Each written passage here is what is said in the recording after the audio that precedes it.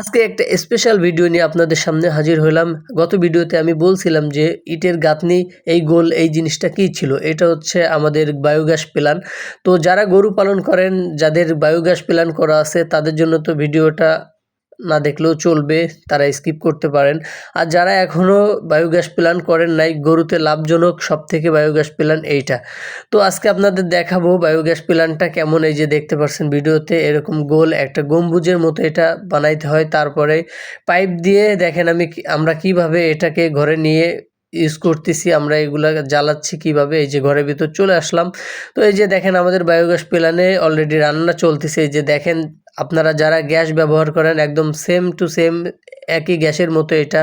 তো যারা গরু পালন করেন তাদেরকে আমি একটা জিনিস সাজেস্ট করব, সেটা হচ্ছে বায়োগ্যাস প্ল্যান করলে আপনাদের কোনো খরচ থাকবে না। 15 বছর ধরে আমরা এটা ইউজ করতেছি, আজ থেকে কোনো সমস্যা হয়নি এই পর্যন্ত। তো খুবই ভালো লাগে আমাদের, কোনো খরচ নাই। তো যারা এটা করতে চান তারা করতে পারেন, অনেক লাভবান হবেন।